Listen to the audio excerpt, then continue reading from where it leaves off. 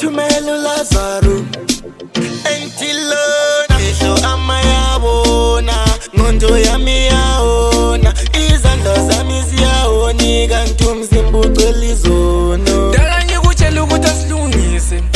mfana kithi kade uthini kimi dala ngikutshela ukuthi asilungise mfana kithi kade uthini kimi ondo iri kuva kumashure unzai bakuru benyu ondo iri kuva kumashure unzai bakuru benyu ondo iri kuva kumashure unzai bakuru benyu ondo iri kuva kumashure unzai bakuru benyu mangibona lama mene uvele kuthi mvuke mina ngithatha umqhele mangibona lama mene uvele kuthi mvuke mina ngithatha umqhele lengoma ngizoyishaya ngathi sibonakaliso Nkosi yami bengicela ukhanyise lengoma ngizoyishaya ngathi sibonakaliso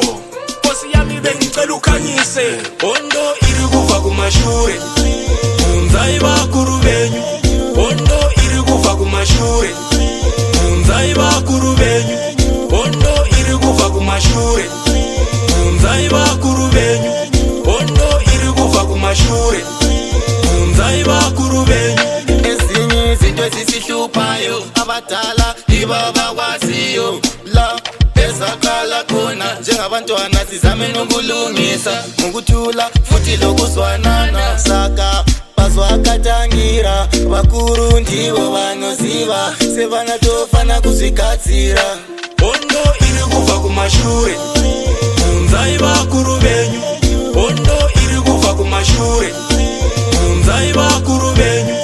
ondo iri kuva kumashure unzai bakuru benyu ondo iri kuva kumashure unzai bakuru benyu mangibona lama mene uvele kuthi mvuke mina ngithatha umqhele mangibona lama mene uvele kuthi mvuke mina ngithatha umqhele lengoma ngizoyishaya ngathi sibonakaliso Nkosi yami bengicela ukhanyise lengoma ngizoyishaya ngathi sibonakaliso Nkosi yami bengicela ukhanyise ondo iri kuva kumashure unzai bakuru benyu ondo iri kuva kumashure unzai bakuru benyu ondo iri kuva kumashure unzai bakuru benyu ondo iri kuva kumashure unzai bakuru benyu ezinye izinto ezisihluphayo abadala ibabakwaziyo la ezaqala khona njengabantwana sizame nokulungisa ngokuthula futhi lokuzwanana saka bazwakatangira bakuru ndibo banoziba sebana tofana kuzikatsira ondo iri kuva kumashure